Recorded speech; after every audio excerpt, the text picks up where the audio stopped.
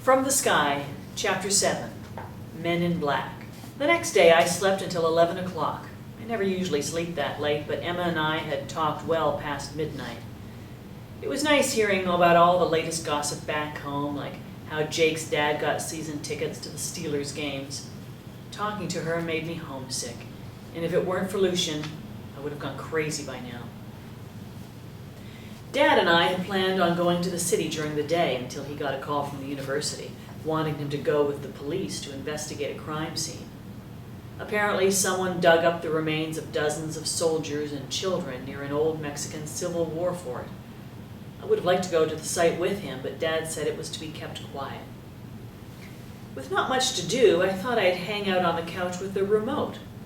I was just about to grab a blanket and curl up on the couch when my phone rang. It was Lexi. "Hey, Pittsburgh, do you want to cause trouble at the mall?" Lexi was chomping on something in my ear on the other end of the phone. "Nah, my couch is calling my name.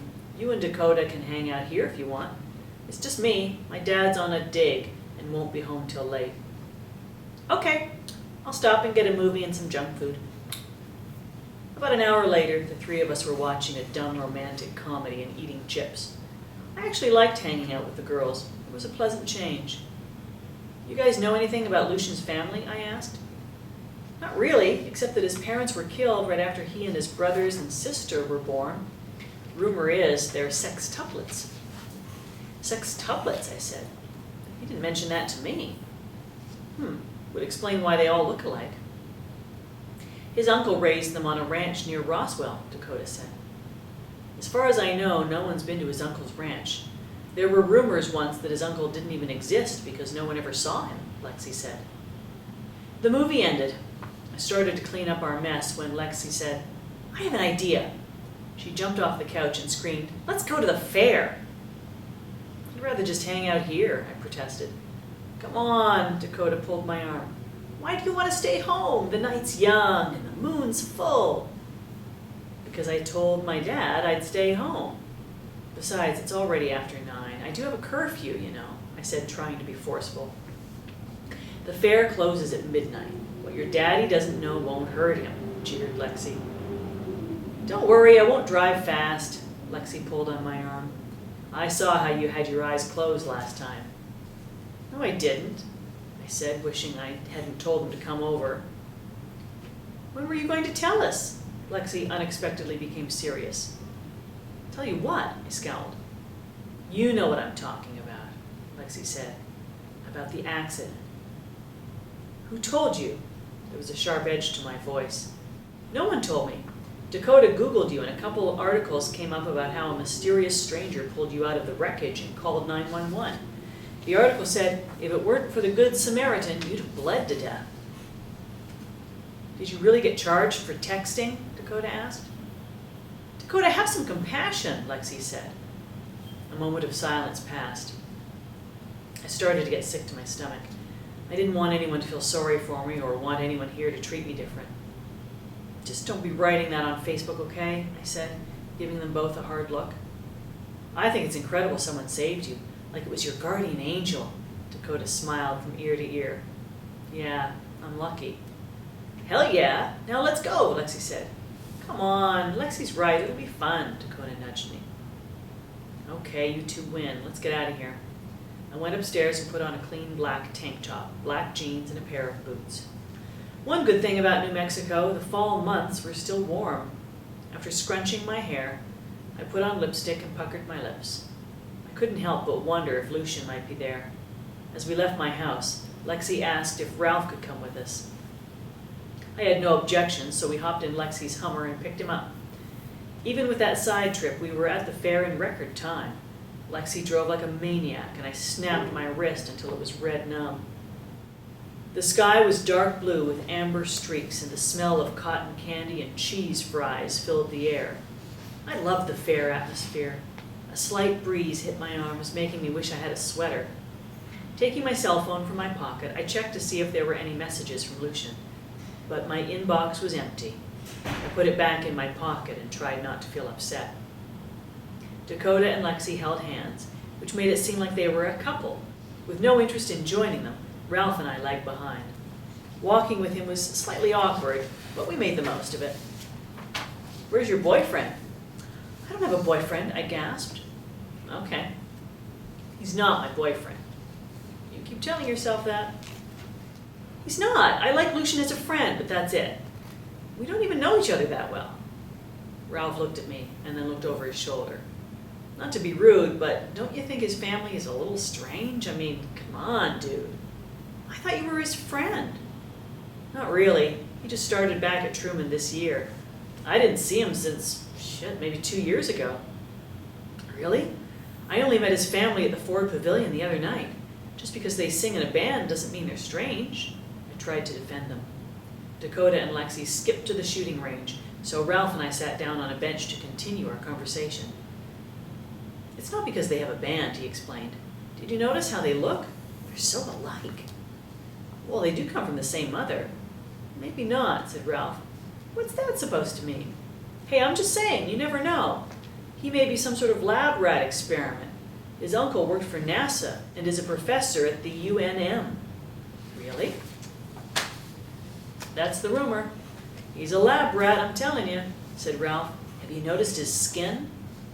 "Oh my God, have you ever looked in the mirror, dude?" I said, picturing Lucian as a little rat in a maze. "Me? I look good," jested Ralph. "If you ask me, I think he's, a little girly boy. He wears makeup, I think." Ralph laughed, standing up. Dakota and Lexi finished up at the shooting range. "Okay, Mr. Masculinity. You know it," said Ralph. "So what if he is?" "I'm just saying." "Oh my God." Dakota took my hand. "Come quick and check this out." Lexi took my other hand. "You're gonna love it." They dragged me to a booth with a lighted sign that read, "Fortune Teller. Enter at your own risk." I stopped abruptly. Dakota shrieked, "Don't you want to know your future?" "Not exactly," I said. "If you don't, you're going to have to walk home, Pittsburgh." Lexi had a wicked smile. "Don't be a pussy." "Ralph, that's gross," snapped Dakota.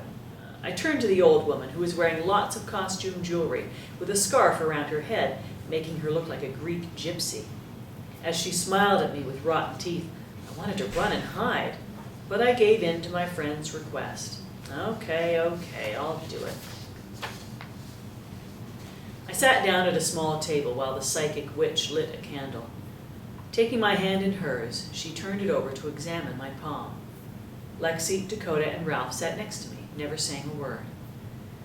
Chickening out was my initial impulse, but I was too interested in knowing what my future held, even if it was a bunch of bullshit. The woman held my hand and closed her eyes. Suddenly, she whispered, "You'll have seen much loss in your young life." "Duh," Lexi said under her breath. I caught her gaze and frowned. I didn't give her an answer, but stared into her eyes as she continued. "You'll have a dark cloud hanging over your child." "Yeah, what else is new?" I already knew that. "I sees a light. It's a person, a boy, a man. And his name means he who brings light and knowledge." I kept looking at her, but I didn't dare speak. "'Tis not good. You must not let him." "What is your name, child?" the gypsy demanded. I tried to pull my hand away, but she held it tighter. "Samantha." "Samantha. He is much a danger." I pulled my hand free. Who is much danger?" "The man from the light." "Now go!" she screamed. I stood up fast, stumbling over the chair. Lexi, Dakota, and Ralph were laughing as we left the booth. "Oh my, woo-hoo, the man from the light is going to get you. You were scared shitless, Sam." Ralph laughed. "Shut up, asshole," I said, walking ahead of them at a quick pace. All I wanted to do was go home. "Sam, don't be mad," Dakota said, catching up to me. After about an hour of talking and laughing at my expense, the Ferris wheel's lights shut down. A few stragglers were left, so no one protested in heading back to the parking lot. When we got to the parking lot, there was a tall, dark figure in the distance, wearing a long black trench coat. He was bald, but his face illuminated by the moonlight. He was just there, standing as if he had been waiting for us. We slowed our pace. Ralph turned to us and said, "Shh, don't say anything." He hesitated. "What's up, dude?" "Maybe you shouldn't have said that. He doesn't look like the what's up, dude kind of guy," Lexi whispered. The man ignored Ralph. "Samantha Hunter," he said in a deep, throaty voice. "Sam, you know him?" Ralph said. "No." I grabbed onto Dakota's hand as all eyes went to me. Again, the voice in the darkness called for me. Lexi, Dakota, and Ralph turned to me at the same moment. "Holy shit, Pittsburgh, he knows you," Lexi said. "Damn it, Lexi, my name isn't Pittsburgh." "Where's Lucian Foster?" the dark shadow demanded. When I still didn't answer, he started to walk towards us. "Come on, we better get in the car," Ralph yelled. We all had hands running toward the Hummer. I scrambled to get in. Before I knew it, the man was standing in front of me, blocking me from the vehicle. I looked at the Hummer. Dakota, the last to get in, slammed the door shut with a frightened stare, leaving me outside. "Dakota, what the hell?" The man in the trench coat stared me down. Lexi started the Hummer and wound down the window. "Sam, run!" Ralph yelled. Lexi pulled the Hummer out, aiming for the man. He jumped out of the way and lifted his hand in the direction of the Hummer. The Hummer stopped right in front of him. The wheels spun like they were stuck in snow. "Sam, run!" Lexi screamed. The man started towards me. "What's happening?" Lexi said, struggling with the steering wheel. Drive, step on the gas," Ralph yelled. Lexi's eyes locked with mine. "I can't, it won't move! Sam, run!" she screamed. Lexi went back to trying to put the Hummer in drive. I watched in disbelief as the Hummer's tires spun around but didn't go anywhere. It was as though something was holding it still, preventing it from moving. I hesitated a moment, stunned at all that I was seeing. Then Lexi's voice rattled me back to my senses, and I turned and ran toward the fairgrounds. The man began to follow me, dodged a parked car. His speed was much swifter than mine, but I ran. Suddenly, I saw the Hummer drive past me. Disoriented, I ran, trying to see where Lexi was heading. Seeing the man was right behind me, I increased my speed to a sprint. I wish I hadn't worn my heeled boots. Almost out of the parking lot, I made my way back into the fairgrounds towards the Avenue of the Governors. I went along the avenue and around the edges of the plaza, weaving in and out of the trees that were lined. The carnival lights began to shut off one by one behind me. The dark became thicker with each step I took, making it difficult for me to see where I was going. Where were the carny people? All I knew was that I was being chased. I turned around to see where the stranger was, but only saw shadows. I refused to stop, losing my footing. I fell. On my hands and knees, I crawled. When I heard the eerie voice behind me, something dug at my foot. I started to scream, but he jumped on top of me, turned me over, and what I saw scared me beyond belief. He had dark eyes with no whites and jagged, pointed teeth, with tattoos with strange designs all over his bald head. I looked at him and became paralyzed with fear and stopped shrieking. The man grabbed my face and held it still. "Where's Foster?" He said it loud, spraying his spit in my face. I closed my eyes tight and turned my face off to the side briefly. "Where is he? Where's the boy?" the man in black growled. "I don't know." My head tossed from side to side as I struggled to free myself. The dark figure tightened his grip on my shoulders and pinned me to the ground. My breathing increased. I felt like I was going to pass out from the man's weight. "Samantha," the man said in a hoarse, raspy growl, "there are ways to get the answer to my question." He tightened his grip even more, leaning so close to me that I could smell him. His odor reminded me of roadkill. It burned my nose and I began to gag. "No! Who are you? Why are you doing this?" I yelled into the darkness. The dark figure leaned in closer. "Help! Somebody please help me!" My screams were useless.